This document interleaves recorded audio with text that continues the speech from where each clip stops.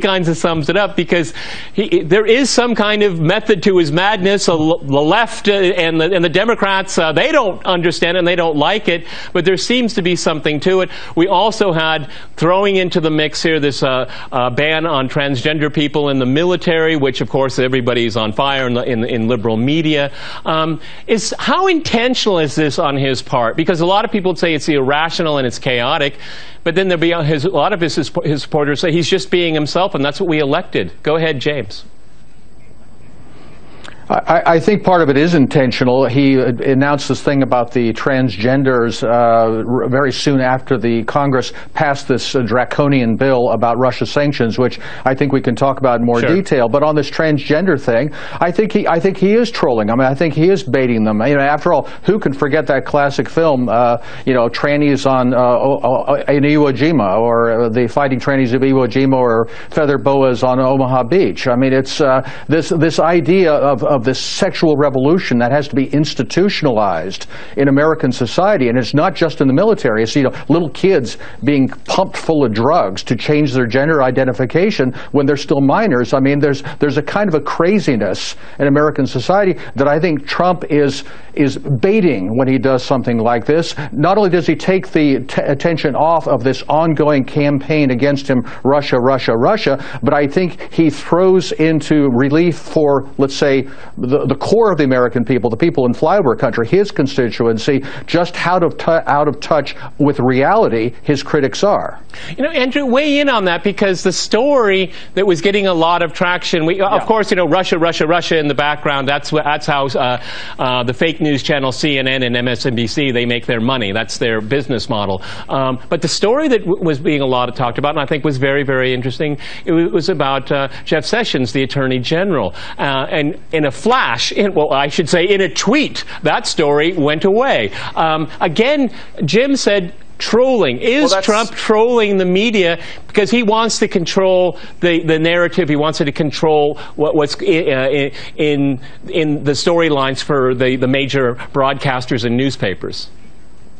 Yeah, I don't necessarily see it as trolling. I do see it as entirely intentional. And yes, it did take the Jeff Sessions story off the front page, but I thought that this was all directed at sort of getting people's attention focused away from the failure of the Obamacare repeal measures in the Senate and sort of the gelded nature of the Trump legislative agenda there.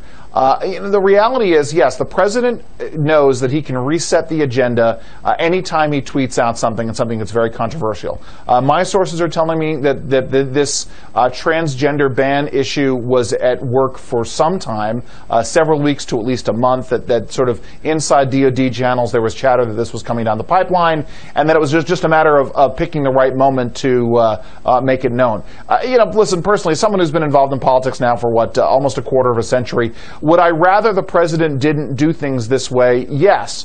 But then again, I've been proven wrong time and again when it comes to this presidency and the impact of what he does and how it plays with the American people. So it's one of those things where, yes, he is out there. He is trying to reset and control the narrative that's out there. I don't think it's trolling per se. I just think it is a matter of sort of setting the stories of the day. Can you weigh in on that? Because, you know, one can make the argument that you know, what comes out of the White House is chaos. It's it's not stable. This person may be leaving. There's always a rumor that someone's going to leave, like Reince Priebus or something. Then we hear the rumor that the Secretary of State Tillerson might leave. But you know, on the other side of the coin is that this is the kind of behavior that got Trump elected unexpectedly. I think all of us would agree. So if it worked during the campaign, it should work now, or maybe a campaign and a presidency are two different things and should remain two different things. Go ahead in London.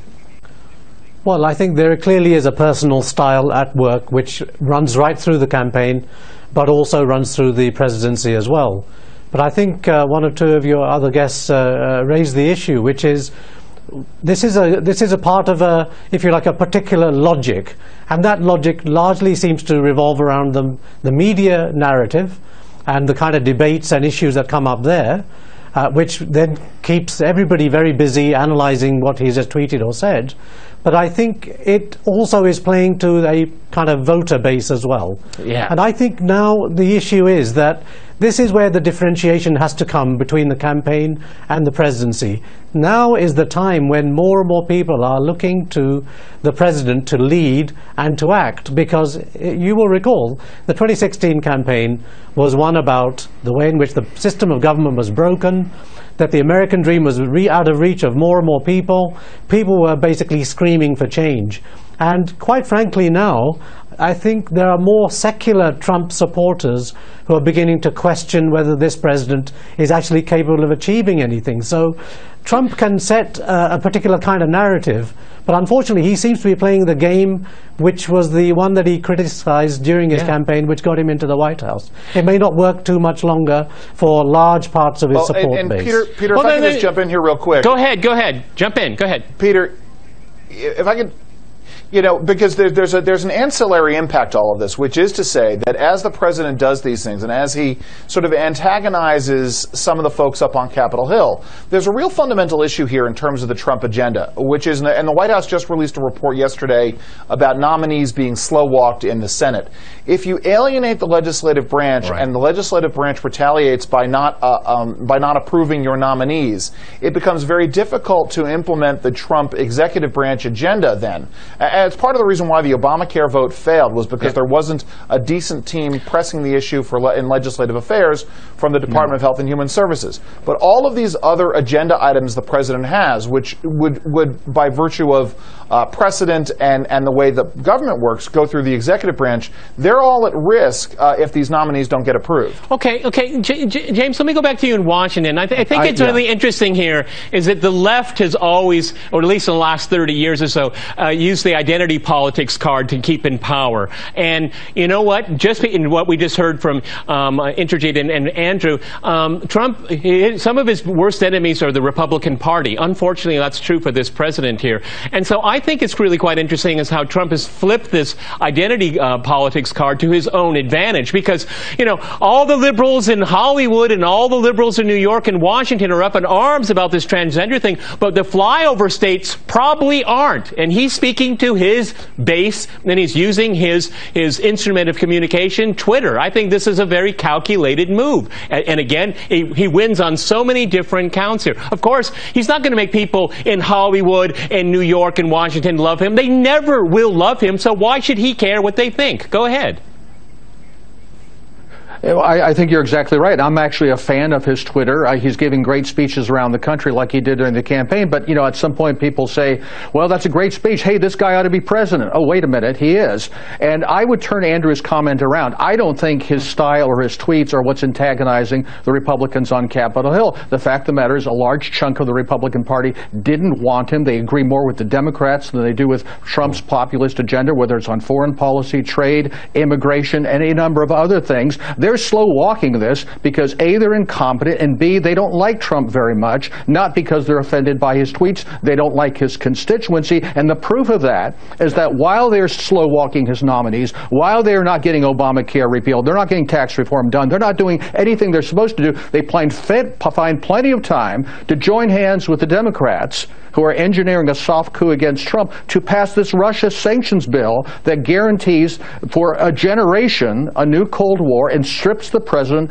of his fundamental power to make America's foreign policy. Well, let me go back to you in London. I mean, it is very interesting here is that with the new Russian sanction bill, it handcuffs him. If he signs it, he's going to be basically signing, he'll be putting himself in a little jail cell, at least on the issue of Russia, because he has to get permission from congressional committees to make some changes. That is really unprecedented that the executive that controls foreign policy would surrender those powers to the Congress. Go ahead in London. Well, I think that's an important point, but I think we have to bear in mind that although President Trump and candidate Trump's words and some speeches and rhetoric were about resetting relations with Russia and becoming more kind of maybe warmer or whatever, the key issue is that since his election, NATO has continued to deploy forces into the Baltic states. Thank you. It has continued effectively to pursue a policy which actually is actually much more anti-Russian and continues with the past. And Nikki Haley, UN ambassador, has kept on about sanctions. No sanctions have been changed or removed. And so what I would say is this is actually, I'm not sure that he's put in a prison cell.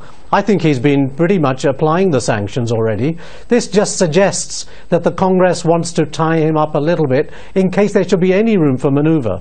So I'm not sure he goes much against what he's already been doing. And I think to some extent the kind of political theatre which goes on is actually drawing attention away from that. And that's a good point. I am not sure that I really see that much change, really. Okay, gentlemen, I'm going to jump in here. We're going to go to a short break, and after that short break, we'll continue our discussion on the Trump presidency. Stay with RT.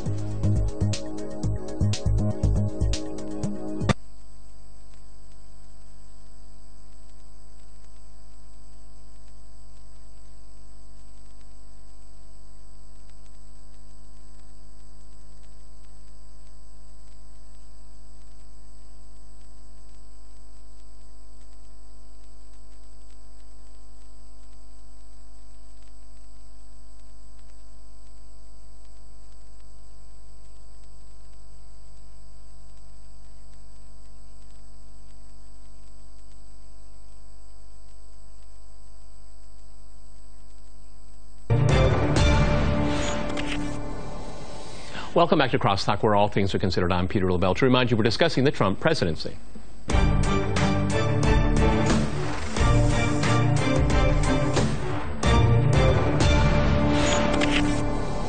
Okay, Jim, let me go back to you in Washington. One thing that I want to go back to Jeff Sessions, because I was insulted by Trump's behavior towards the Attorney General. And it seems to me that Jeff Sessions was a Trumpist before Trump knew he was a Trumpist, okay? And treating your close political ally, the guy that came out for you first in the Senate when nobody would even get close to Trump, and to treat him this way in public, I think is unconscionable. If you have an issue with your AG, you should talk to him personally about it and not be airing it like he has. Jeff Sessions is a very polarizing figure. I like him very much. I have an enormous amount of respect for him. His entire time in the Senate, I think, is commendable. And to see him treated this way, I think, was absolutely wrong. And maybe this is, again, maybe this transgender ban thing, goes out there, and Trump knew everybody was going to go, just go crazy about it, which they have. It has changed the story. But I really hope that Trump is going to say something public, because since he has been so public about Jeff Sessions, that he should make amends. That would be, because he's talked a lot about loyalty. Does he have loyalty to his people? And a lot of people are going to be asking that question right now. Go ahead. I agree with that 100%. I don't think his criticisms of Mr. Sessions should have been public. I long have been an admirer of Jeff Sessions. That said, I do think it was a mistake for him to recuse himself. I think that just opened the door to this endless probe by Bob Mueller that's going to drag into next year and be used essentially as a way to bring down the administration. And also, the very first day he walked into office, he should have set up a task force to seek out leakers and indict them and throw them in jail. Where's the secretly impaneled grand jury handing down indictments? As far as I know, it's not happening, or else that would have been leaked. Instead, he's out giving speeches talking about Nancy Reagan just say no to drugs and stepping up civil forfeitures. Those are not the things that should be at the top of his agenda. So if these criticisms, which I don't think should be done publicly, can focus him on what the president's agenda are and start putting some of these deep state leakers in jail, that would be a good start. Andrew, the whole issue of loyalty, and not in the oh lordy way of the Jim Comey, I thought that was just absolutely clownish of him in front of Congress. But the biggest problem that Trump has, actually, outside of members of his own party that won't support him, slow walk everything, again, is unconscionable. The American people spoke. But his dealing with how to move his agenda forward while you have all these people that are leaking behind him. I mean, in his own White House. This is his real problem here, and he better address that, and he should have addressed it weeks and weeks and weeks ago. I think that it's been estimated there have been more leaks from the deep state than in the last 6 months than the last 8 years during Obama, and that's really kind of interesting because a lot of leaks did come out. Go ahead, Andrew. Well, that is certainly one of the issues that we've been tracking, which is this issue of the deep state. But I want to go back to this issue of the sort of the public dressing down of Jeff Sessions, because I think there's a greater point that's being missed here, and to sort of go back to what you guys were talking about earlier in terms of the new way of doing things. Trump, I think it's fairly clear, at least to me, that the agenda here is to get Jeff Sessions to step down so that a new attorney general can be appointed, an attorney general who wouldn't have to recuse himself from the Russian investigation or herself from the Russian investigation, and thereby that attorney general could fire Bob Mueller, and we wouldn't have the special investigator problem. The issue, of course, being that if the president wants to get the attorney general to either resign or, in fact, the attorney general gets fired, that needs to be done in a very, very public fashion, and the president needs to lay out in a very public fashion the reasons why he is concerned with his attorney general. I know, the old way of doing things was to make sure that stuff was done behind closed doors. It's certainly the gentlemanly way of doing things. It certainly doesn't help with this perception that the administration is in chaos, and it certainly doesn't help if you want to make sure that your other cabinet officials are staying in line or working with you. But on the other hand, the upside is making sure that there is a very open and transparent record of the president's dissatisfaction with the attorney general. Yeah. So that's at least the way I've been. Go ahead. Let me jump in, Peter. Go ahead. Jump in. Yeah, Andrew. I understand that. I don't think it's the gentlemanly thing to do. I can understand maybe he wants Mr. Sessions to go, but I don't see how he gets a new attorney general past the Senate that is not going to be able to recuse himself and is going to be able to fire Mueller. He'll have to swear on a stack of bishops during his confirmation process that he won't do that. He'll have a worse situation than he has with Sessions right now. Okay, Energy, let me go to you in London. James just said what I was about to say to you. I mean, first of all, the next Attorney General, everyone's going to assume that he's going to have to fire the special counsel. That's going to be electric, okay? Also, anyone that comes in now can expect to be publicly criticized by the president. Who wants that? Who wants to be treated that way? Particularly someone of a distinguished politician as Jeff Sessions. I mean, you don't get more distinguished than that. So who wants to step into those shoes? And whoever steps in those shoes are going to be expected to file the special counsel. The horse is already out of the gate. Trump is going to have to deal with this. The special counsel is there. He claims that he did nothing wrong. His surrogates did nothing wrong. We're going to have to let it go through. We don't have any other choices. And if he tries to push it, then people are going to say obstruction. Go ahead, Indrajit in London.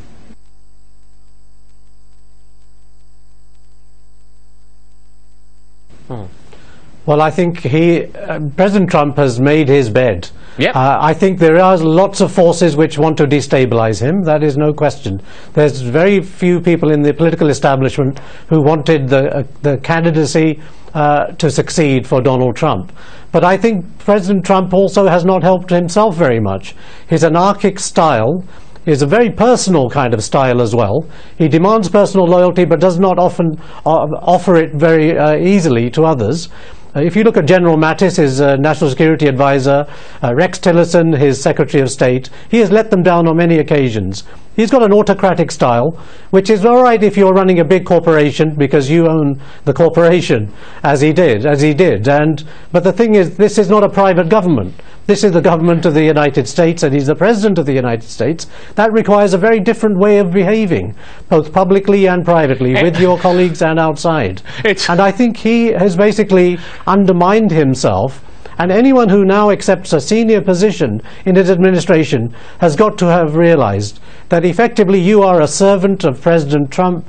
You are not to really exercise your own judgment unless he says you can. And I think he's going to find it very difficult to see anybody of integrity accepting such a senior position from now on. You know, it's very interesting. I want to say to all of you, when you had the Obama administration, the most secretive in American history, the Trump administration is by far the most transparent, but for very odd reasons. Okay, we already had mentioned here a palace coup, and the Aspen Security Forum, the former Obama CEI director John Brennan was talking about the possibility if the special counsel were to be fired, and he said this, and I think it's very interesting. I think it's an obligation of some executive branch officers to refuse to carry that order out. I would just hope that this would not be going to be a partisan issue, that Republicans, Democrats are going to see that the future of this government is at stake and something needs to be done for the good of the future. He's calling for a coup. Jim, he's calling for a palace coup. He's saying that it should be a bipartisan coup against the President of the United States. He said this. It doesn't get coverage at CNN or at MSNBC. He said this at that Aspen conference. Go ahead. That's absolutely correct, and this is where I would disagree with our colleague in London. You know, John McCain on the floor of the Senate the other day said, we are not the president's servants. We are a co-equal branch of government. That's absolutely true. But constitutionally, the executive branch consists of one man. That constitutionally, the executive inferior officers, as the Constitution calls them, are servants of the president, not to him personally, not to Donald Trump personally, but to the president and to his policy direction. For them to actively seek to undermine his policy direction is unacceptable under any circumstances. I think part of the problem is that, at least on foreign policy, some of the people he has appointed in national security and so forth are people who do not agree with anything he said during the campaign, and I think he does find himself somewhat boxed in by people that he has himself put in place. You know, but you know, again, going back to Jeff Sessions here, I mean, I agree with what Jim just said there. I mean, he's appointed people that are not on the same page with him, but the only guy that really was on the same page with him was his Attorney General. Again, you know, I am flabbergasted by this, okay? I mean, can you explain it? Because it seems to me that it's maybe already been resolved privately because Jeff Sessions is still there, okay? Maybe the Sessions moment has passed. Maybe they've patched things up somehow. I don't know. Or maybe what Trump is wanting, he wants more investigations into Hillary Clinton, the Clinton Foundation, the emails, Ukraine, and maybe the president is right and giving Sessions some direction. You know, if I'm going to feel the heat, then everybody else in this whole town is going to feel the heat with me. Go ahead, Andrew. Well, that's exactly right. And the fact is that Jeff Sessions was focusing on things that the president did not want the Attorney General and the Department of Justice to focus on. Nobody asked for civil asset forfeiture to be revived. Nobody asked for Jeff Sessions to sort of pick up and go and do a war on state-based marijuana industries. I mean, this is not what the DOJ should have been doing according to this administration's agenda. So the president goes and engages in this very public dressing down. And I was always under the impression there was some behind-the-scenes conversation. But I do want to just take a step back, Peter, for a second. And I want to talk about this issue of the deep state. Because you've got folks in the deep state who have made very public rumblings over the last 8 months, since even long before Donald Trump took office, that this was coming to a head. John Schindler, the former DIA official, former professor at the Naval War College, has tweeted out almost incessantly and had blogged almost incessantly about taking down the Trump administration. And the thing about John Schindler is when you hear these issues of unidentified intelligence, former intelligence officials, almost certainly that these are the rumblings of John Schindler, who has a vendetta against the Russian intelligence services for forcing him out of his job at the Naval War College. And so this is you know, a deep state that is very antagonistic towards this president. Okay, well, we only have a few seconds left here. What I think is very, very interesting is that Trump really needs to step back and see what's most important for his agenda to get passed. I like his style sometimes, but sometimes I get the impression that it really is in spite of his behavior to move his agenda forward. All right, gentlemen, we've run out of time. Many thanks to my guests in Washington, Williamsburg, and in London. And thanks to our viewers for watching us here at RT. See you next time. And remember, crosstalk rules.